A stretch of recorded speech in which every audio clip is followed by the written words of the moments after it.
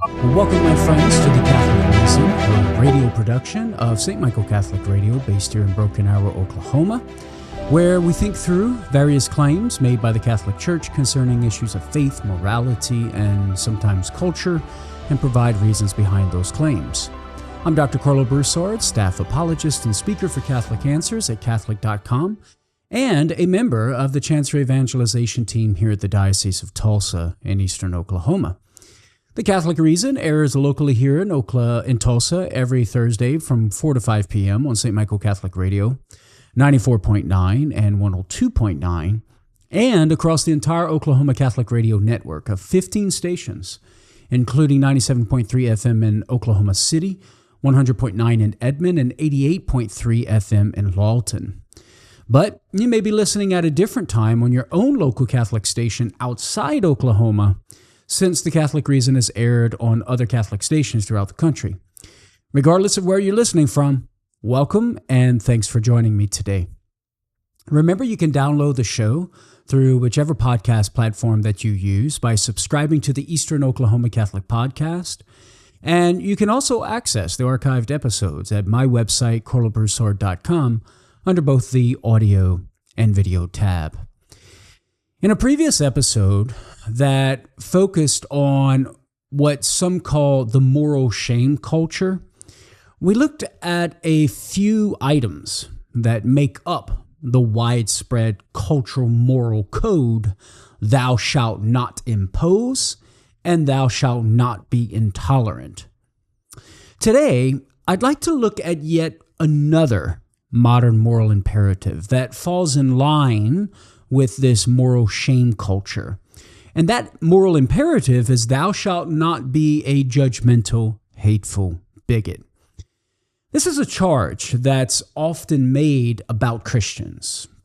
It's labels that are put on Christians whenever we voice our opinions and our judgments against certain beliefs and lifestyle choices. And so we need to think through how we should respond to this sort of charge that we're being judgmental, hateful, and bigoted, since none of us want to be judgmental, hateful, or bigoted. And that's a worthy desire. We don't want to be that. Note that everything I say here in today's episode is in written form in my book, The New Relativism, Unmasking the Philosophy of Today's Woke Moralists, which you can get at shop.catholic.com. So let's start with a few examples of this charge within our culture. Simply to establish that this is a real charge. We're not straw manning anything. We're not attacking or refuting a straw man. This is a real charge that's posed to Christians within our culture, and thus meriting a defense or a response to this sort of charge. So one instance of this charge was in 2022 when Florida lawmakers announced a bill that would ban certain classroom discussions about sexual orientation and gender identity for grades kindergarten through third. And the charge came from none other than then President Joe Biden. Now, this is not to pick on Biden or to get political. It's just simply to manifest in a cultural example of the charge of being hateful, simply for having a different opinion on things and taking a course of action based upon those opinions. He slapped the quote-unquote hateful label on this bill 2 different times, one in a tweet and the other in his national address on the Transgender Day of Visibility. Now, this is not a charge of just a bill, but specifically what the bill is about, namely governing the education of children concerning these sorts of lifestyle choices. Here's what the tweet read from Biden. I want every member of the LGBTQ plus community, especially the kids who will be impacted by this hateful bill, to know that you are loved and accepted just as you are.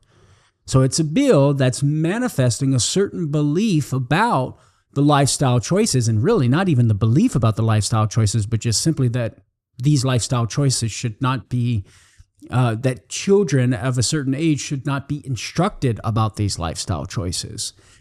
His address on the Transgender Day of Visibility was as follows, quote, "The onslaught of anti-transgender state laws attacking you and your families is simply wrong. This administration," he goes on, "is standing up for you against all these," here it is, "hateful bills." Twitter, too, took a stand against the perceived hate of criticizing transgender beliefs. It pulled a tweet from the satirical website Babylon Bee that noted that biological sex is fixed at birth. And they didn't pull the tweet just because the bee mistakenly identified the determination of sex at birth when it's actually conception, right? Twitter claimed that the tweet, quote, "violated our rules against," here it is, "hateful conduct," and identified it as promoting, quote unquote, "violence on the basis of gender identity."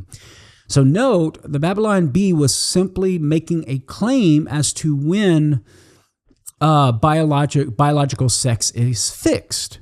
And of course, Twitter perceived that as being hateful. J.K. Rowling, the famous author of Harry Potter, found herself having to mount a defense against the charge of being hateful when she expressed her view on Twitter, namely that biological sex determines womanhood, writing this, "If sex isn't real," she says, "the lived reality of women globally is erased. My life has been shaped," she goes on, "by being female. I don't believe it's hateful to say so." So she was expressing her views of womanhood, and she was labeled as being hateful.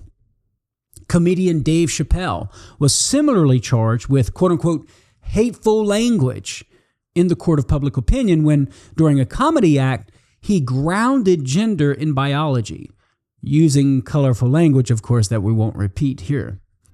A priest back in my home diocese, where I grew up in Lafayette Diocese in Louisiana, Father Andre Metrojean, then pastor of Our Lady of Lourdes Catholic Church in Erath, Louisiana, he had criticized the New Orleans Saints for their decision to light up their stadium with pride rainbow colors in honor of Pride Month.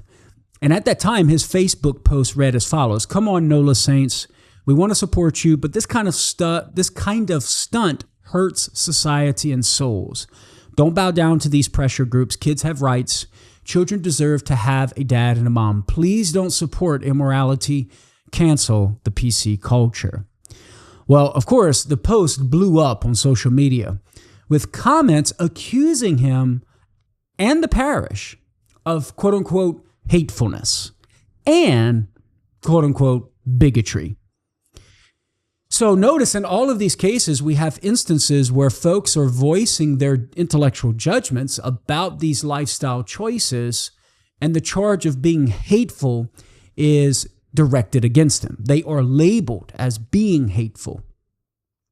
And then, of course, in the example of Father Metrojean, of being bigoted as well. Now, of course, the charge of being judgmental is never far behind.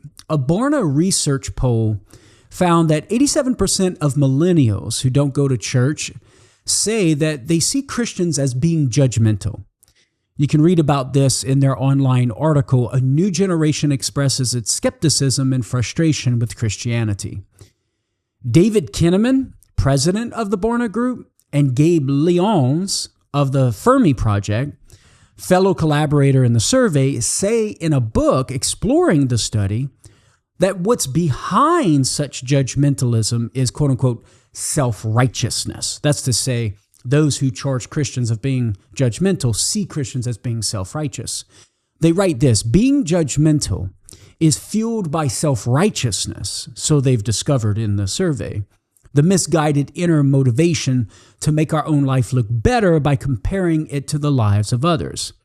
And then they go on to express the gist of the respondents' views of Christians in this way, quote, "Christians like to hear themselves talk," so the ones who were surveyed say. "They are arrogant about their beliefs." That's their perception of Christians. "But they never bother figuring out what other people actually think. They don't seem to be very compassionate," so these people think about Christians. especially when they feel strongly about something.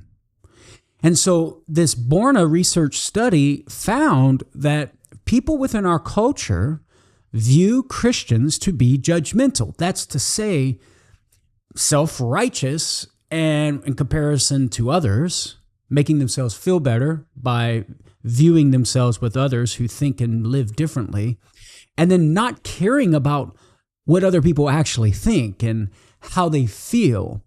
And so that's the cultural perception of Christians and with regard to being judgmental. So we have a plethora of examples within the culture that this charge of being hateful and, of course, bigoted and judgmental is made against Christians whenever, and not even Christians, just anybody who voices their particular opinion and intellectual judgment about certain lifestyle choices, in particular, lifestyle choices that are involved with the LGBTQ plus community.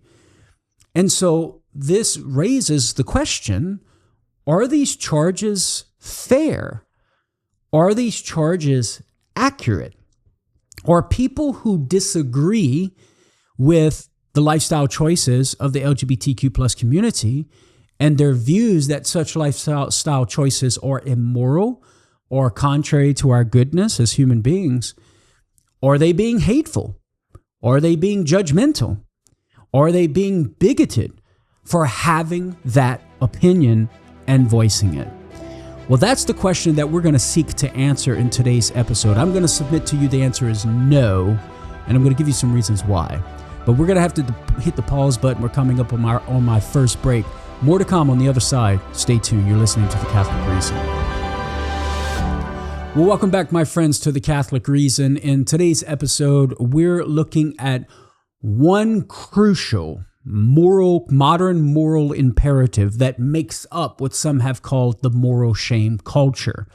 Namely, thou shalt not be a judgmental, hateful bigot. And of course, this moral imperative comes to the fore in conversations about, in particular, lifestyle choices that are associated with the LGBTQ plus community. As I gave a plethora of examples in the first segment, when people, and more specifically Christians, voice their opinions and their intellectual judgments about the immorality, say, of these lifestyle choices, or just differing views as to what biological sex is and what gender is, those folks are often labeled as being hateful, judgmental, and bigoted. And we gave some examples of that in the culture. But of course, as I mentioned before the break, that raises the question, are these charges fair? Is it reasonable to charge and label Christians who voice these views as being hateful, judgmental, and bigoted? I'm going to submit to you the answer is no, and I'm going to give some reasons why. But before I go on to share how we might respond to these sorts of charges, I want to first highlight something that I find interesting, and maybe you'll find it interesting as well. I don't know. You be the judge of that. But what interests me is how these criticisms sing the tune of relativism. And I point this out in my book, The New Relativism. Now, this is not entirely essential to having these sorts of conversations on the street, but like I said, I do think it's interesting and I'd like to share it with you. I bring this up because many claim, both within and without Christian circles, that relativism, and in particular for our purposes today, moral relativism, is dead. They think it's passé. They think it's old news, and that we as Christians need to get with the times and realize that moral relativism is dead and stop talking about that stuff. And so this is why I wrote my book, The New Relativism, to try and show, in light of these imperatives that make up the moral shame culture, that moral relativism is not dead. And I contend in my book that this judgmental, hateful, bigot charge is one example as to why moral relativism is not dead within our culture. Now, one might think There's no way moral relativism is alive, since this particular modern moral imperative tells us unequivocally that you cannot be hateful, bigoted, or judgmental. It seems to be a modern absolute, and a modern absolute that's sacrosanct, right? We cannot violate it. But though it seems absolute, it too, so I argue, shows relativism underneath when you scratch it, along with all of the other moral imperatives that make up the moral shame culture. As I point out in my book, The New Relativism, they all manifest relativism in some way. This one in particular manifests moral relativism. Consider the charges that we've already articulated: judgmental, hateful, and bigoted. Each of them was made simply because some people called out as immoral certain behaviors associated with homosexuality and related lifestyles, or even just certain beliefs that differ from the beliefs of those associated with that LGBTQ plus community. But notice the implication of the tactic. You're a bad person for saying someone's lifestyle choice is immoral. Or you're a bad person for expressing a belief that's different and contrary to the beliefs associated with the LGBTQ plus community. In other words, you can't do that. You can't voice your opinion about a lifestyle choice being immoral. You can't express that view. You can't say a behavior is immoral, for if you do, you're a bad person. Well, think about that, friends. If that's the case, well, then there's no objective morality, which means right and wrong human behavior, right? It means right and wrong human behavior or morality is relative to what the individual chooses. Again, if we can't express our opinion that a certain lifestyle choice is immoral, if that makes me a quote unquote bad person, well, then that means that logically entails that right and wrong human behavior or morality is simply relative to what the individual chooses. That's the underlying assumption as to why I can't criticize or critique, make a negative moral evaluation of the lifestyle choice. Well, my friends, that's nothing less than moral relativism. To say that I cannot criticize or critique or offer a negative moral evaluation of some lifestyle choice, that logically entails as a presupposition that there's no objective right or wrong human behavior, which is just moral relativism. Now, there's another way to see this. That's to say, another way to manifest this embedded moral relativism that's baked into these charges in our modern culture. One thing to notice is that the charges concerning hate, bigotry, and judgmentalism that we just surveyed, they don't specify, well, at least with regard to the hate and bigotry version, they don't specify why the criticisms of the lifestyle choice were hateful or bigoted. We can reasonably assume, however, that the criticisms were perceived as hateful because they were taken as animus directed at the person instead of the behavior. Similarly, I think we can interpret the bigotry charge as a perception that the rejection of certain lifestyle choices is due simply to an adverse emotional response to them as a person. So notice that in both of the charges, the hateful charge and the bigotry charge, both of them seem to entail a perception that the criticism is being directed to the individual as a person, as opposed to the behavior. In regard to the hateful charge, animus, ill will directed towards the person, so it's perceived. In the bigotry charge, an irrational, negative, emotional response, that an adverse emotional response that's directed to them as a person. Now, the charge of judgmentalism did seem to carry with it at least some understanding of what is meant by it. The critique of others' lifestyle choices, so it's said, is nothing but self-righteousness, as the survey illustrated, with no desire or care to hear what other people actually think or feel. So that's a reason why they think it's judgmentalism. The implication here is that we don't care about them as persons.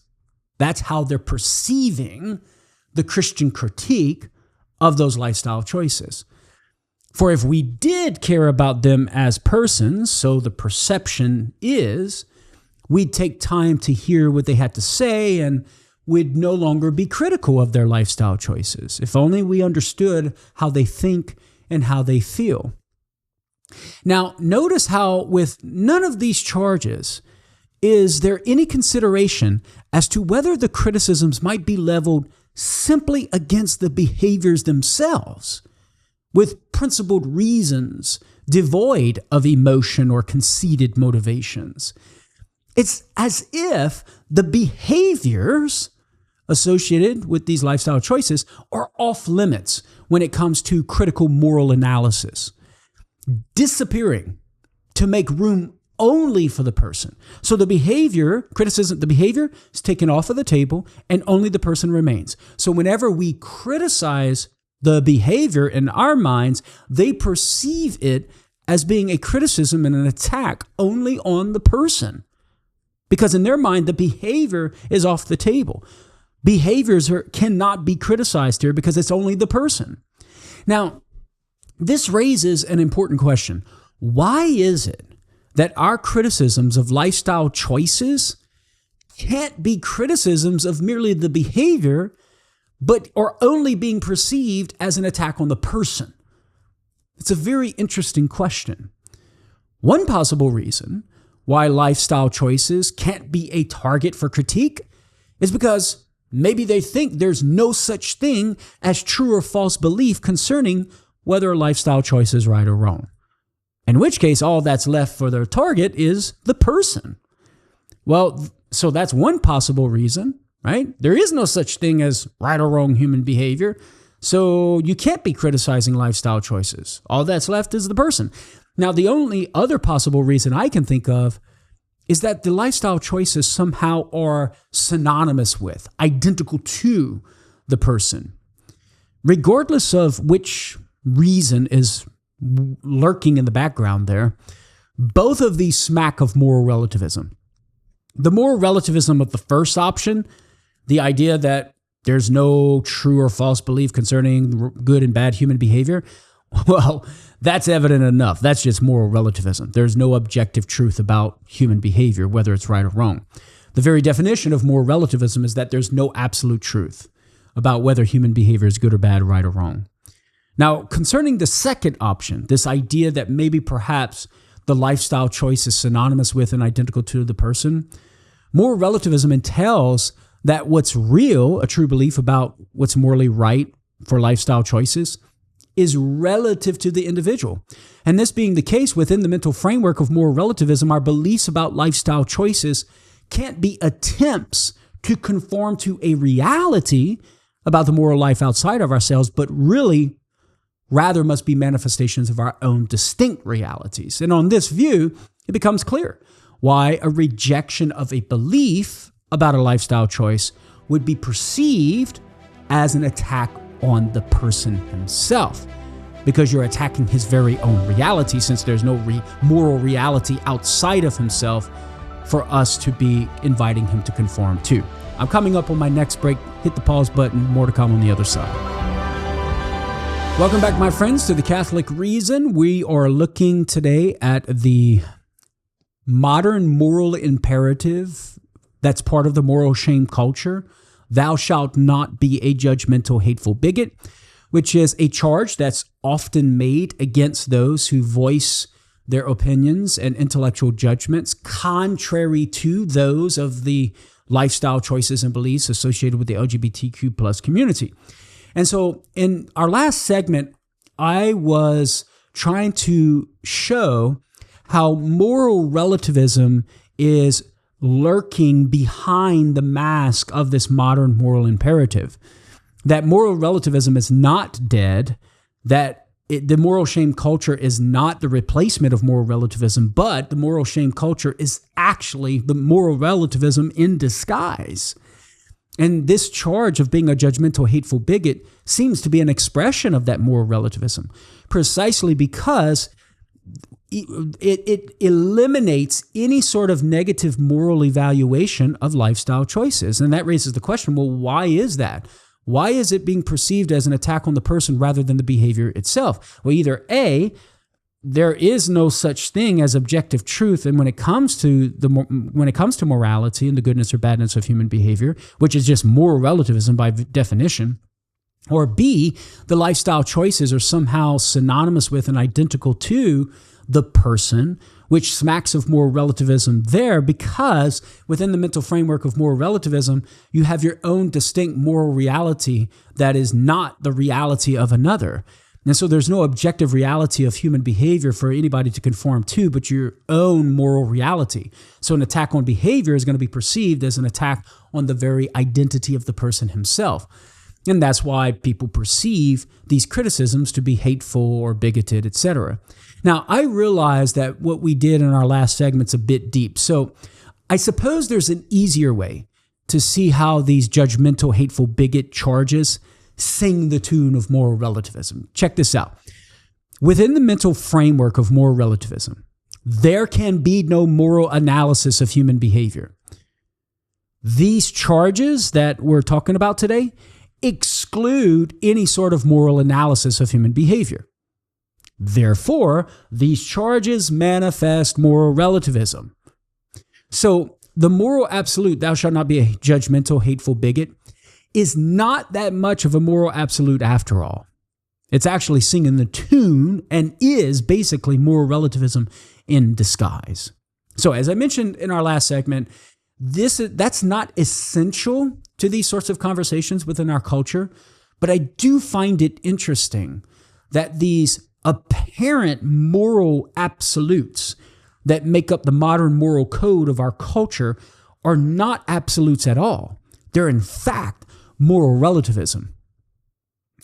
All right, now it's important to note that in refuting, what we're going to do now is shift to the actual refutation of this way of thinking embedded within the judgmental, hateful, bigoted charge. But it's important to know that in refuting this sort of charge, by no means do I intend to say that we should hate people who live immorally or anyone else. I'm not saying that. No, by no means do I intend to say that we should be bigoted or that we should rashly judge people and be judgmental towards someone. My aim here is simply to refute the relativistic thinking that's behind the charge, namely that calling certain acts immoral is to be guilty of undue animus, that is variously called hatefulness, bigotry, or judgmentalism. That's my purpose. I want to show that by offering a negative moral evaluation of some behavior doesn't mean I'm being hateful, bigoted, or judgmental. Okay, so let's begin to refute. We can first note that this charge fails to distinguish between having negative opinions about a behavior and harboring ill will toward a person or a group of persons. That's the first critique of this charge. There is a failure to make the proper distinctions. Rather, it conflates criticism of one with criticism of the other. It conflates criticism of a behavior with criticism of the person as he is in himself. So it's like, if you say X is wrong, well, then you hate the people who do X. That's the thinking. But the Christian view, for example, that sexual activity between members of the same sex is immoral, is well and truly criticism of behavior and not the person. And this is important to bring up in discussions. This is such a seemingly simple point, but it gets ignored so often that we must be prepared to make it frequently and forcefully.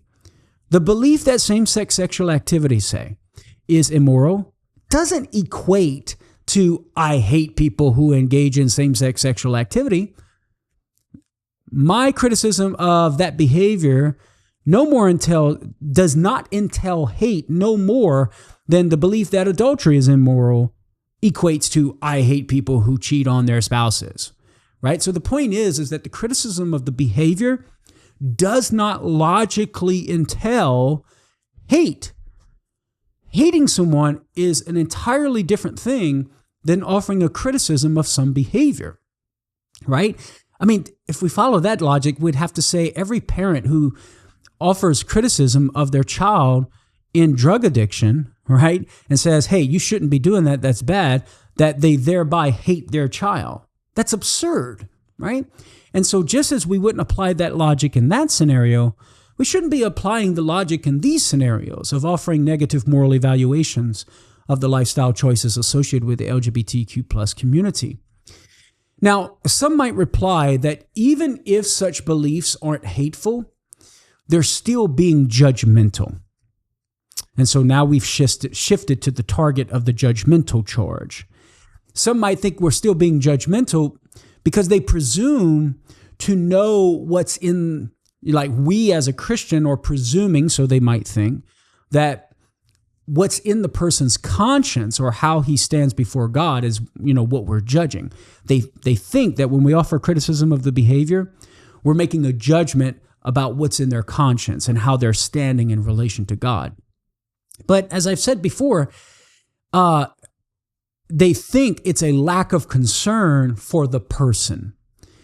Now, if a Christian were to make such rash judgments as to what's going on in the inner movements of the person's heart and mind and how they stand before God, well, then the charge of judgmentalism would indeed stick, right?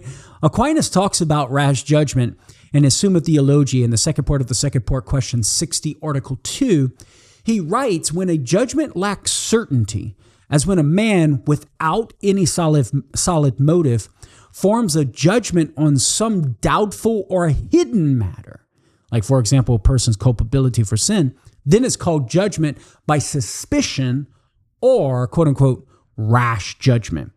So whenever without sufficient evidence we make a judgment about a hidden matter, then we're making a rash judgment. And if a Christian does that for somebody living out the lifestyle choices of LGBTQ plus community, well, then that would be judgmentalism. The charge of judgmentalism would apply, but negative moral evaluations, even in a concrete case, don't necessarily logically imply that the person engaging in immoral activity is entirely culpable, or that the person is wholly wicked, malicious, or damned to hell. Those are the hidden matters that maybe we don't have sufficient enough evidence for. The mere criticism of the behavior does not entail a judgment on these hidden matters.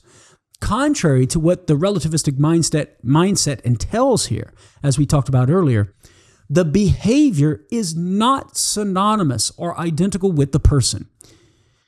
It's true that the choices we make determine the moral quality of our character, but behavior is something that the person does and thus is distinct.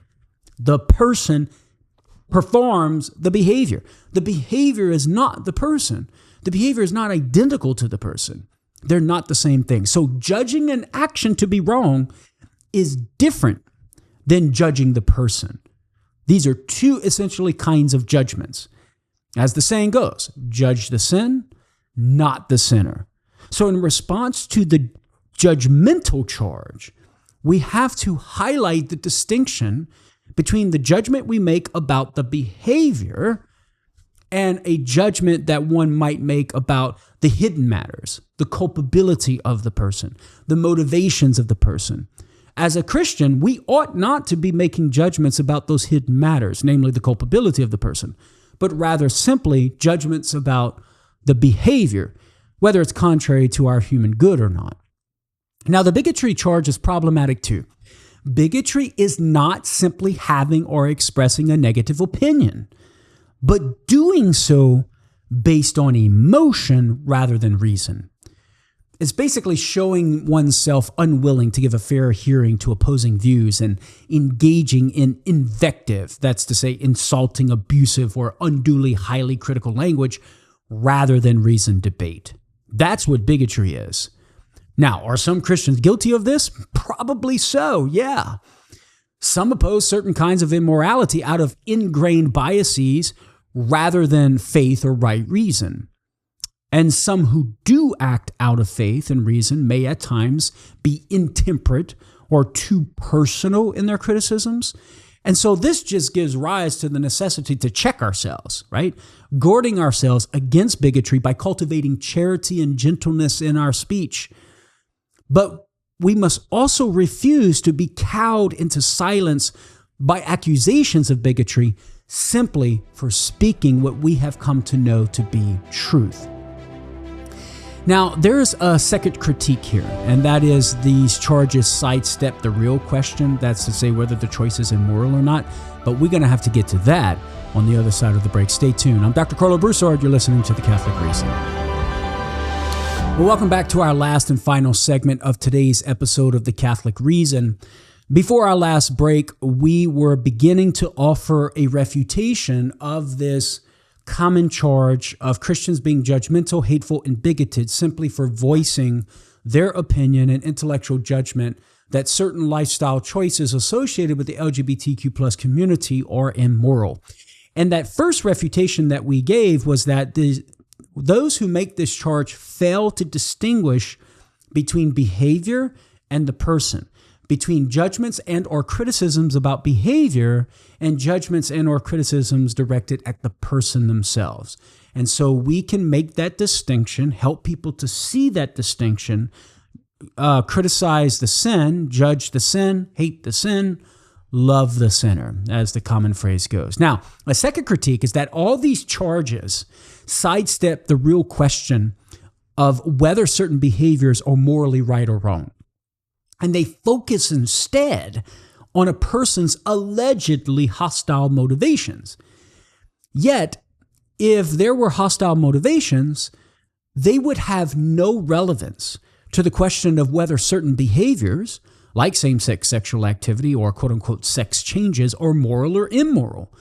Motivations are irrespective or irrelevant to the question of the morality of the behavior itself. Such reasoning is an example of what philosophers call the fallacy of relevance, which comes in many different shapes and sizes. For examples of this fallacy of relevance within critical race theory, which is pertinent to these discussions, I would recommend Edward Feser's book, All One in Christ, A Catholic Critique of Racism and Critical Race Theory. He gives examples of this fallacy of relevance, okay? So these charges are focusing on our motivations as Christians, which is irrelevant to the real issue at hand, and the question being whether the behaviors are right or wrong. That's the real question. Now, a third critique of the absolute, which will sound familiar, is this. If we shouldn't make judgments about some acts that people commit, lest we fail to show concern for the person, well then, we shouldn't be able to criticize any behavior, since such criticism would show either ill will towards the person, hate, the lack of concern for what the person actually thinks, judgmentalism, or an adverse emotional response to the person, bigotry. For example, we wouldn't be able to criticize racist behavior or the abuse of children. Heck, the folks making the charge that we're bad people, being hateful, judgmental, and bigoted, wouldn't even be able to criticize us for our beliefs, because that would be a negative judgment about our behavior, and according to their own logic, a lack of concern for us as persons, at least according to their own logic, a lack of concern for us as persons. And I must say that this logic is not something for the ivory tower. It has become realized, unfortunately, in concrete scenarios. For example, there's a growing clinical movement to eliminate the stigma of pedophilia by training educators, mental health professionals, and social workers, etc., not to say, quote unquote, pedophile, but to say, quote, minor attracted person, close quote, and to accept sexual attraction to children as a natural, unchosen orientation without judgment or hatred. For more information on this, check out Alex Shamil's 2022 piece, Therapist Who Works with Jailed Sex Offenders Defends Minor Attracted Persons in Video, published by ABC4 News. According to the logic of those who say Christians are hateful, a bigot, and judgmental for saying certain behaviors associated with the LGBTQ plus movement are immoral, none of the previous behaviors that I just mentioned could be judged as immoral. And if someone did make such a judgment, well, then the same labels of hatred, bigotry, and judgmentalism would be applied to them. They would run afoul of their own absolute. Thou shalt not be a judgmental, hateful bigot. So remember, the logic entails you criticize a behavior, you're hateful, judgmental, and bigoted. Well, if that's the case, we couldn't criticize any behavior, lest we be hateful, judgmental, and bigoted.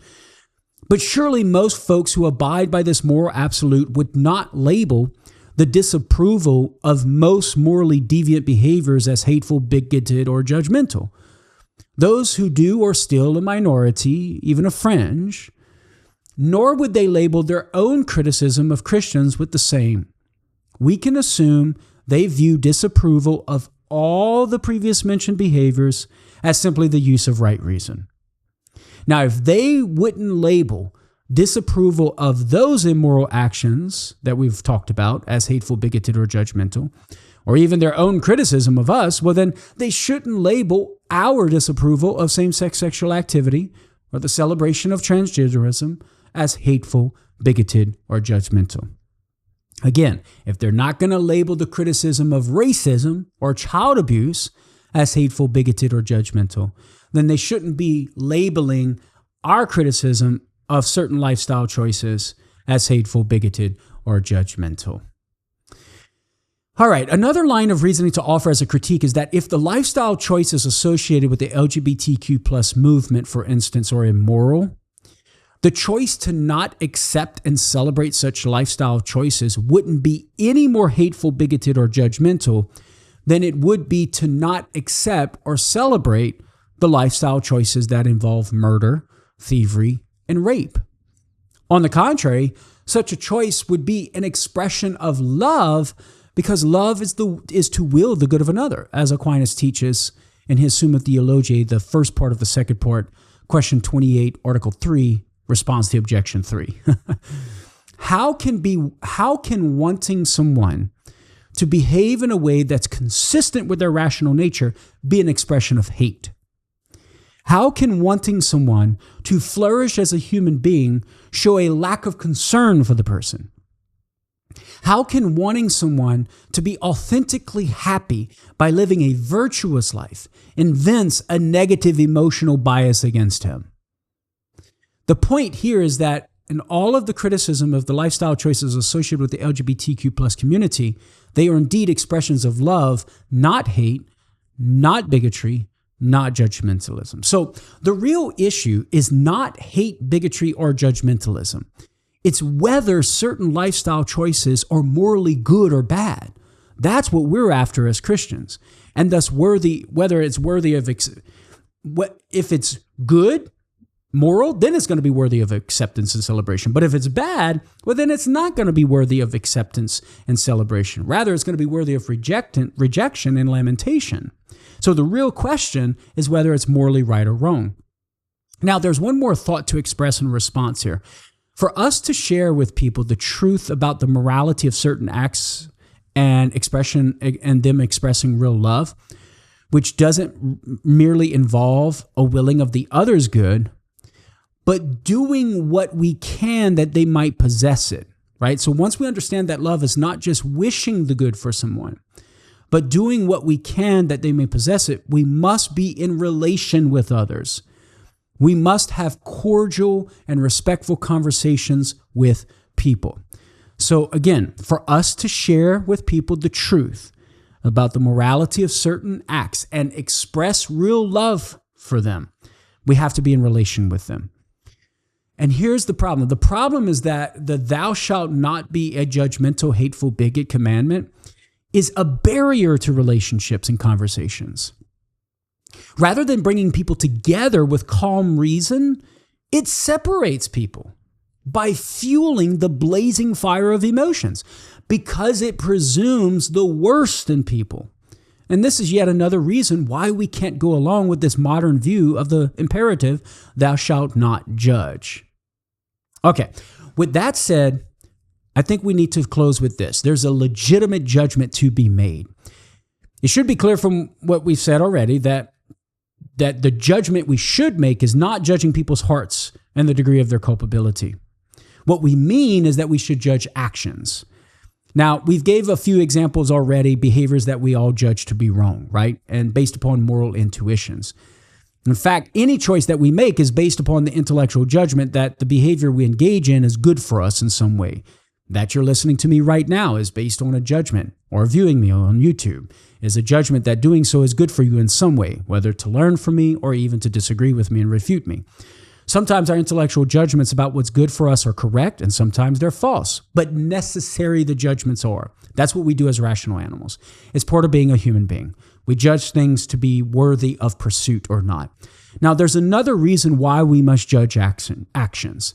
If we don't, we'll end up judging only hearts, and thus do the very thing that moderns rightly deplore, attacking the person, either by expressing ill will, hate, rejecting them due to negative emotions that I have toward the person, bigotry, or not caring about what the person actually thinks, judgmentalism, right? So if we're not judging actions, if that's off the table, well, then all that's left to judge is hearts. And this modern charge of being a judgmental, hateful bigot is precisely that which fosters that. Noelle Mering, in her book, Awake Not Woke, puts it well. Once an objective moral measure is abandoned, we are left only to measure the subjective intent of another person.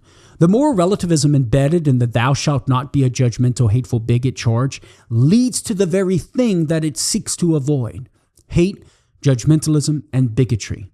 So lest we go about only judging hearts, let's abide by the real absolute.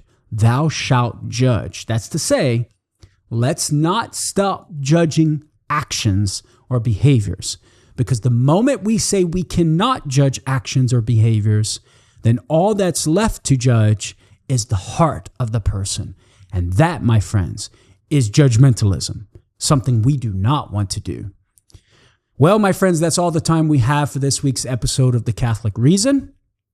I hope you learned a thing or three and how to think through some of these charges of the moral shame culture.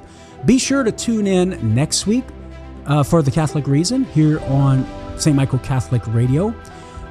We'll continue to look at some more claims that we make as Catholics and the reasons behind them. Be sure to tell a friend, and I'll talk to you then. God bless.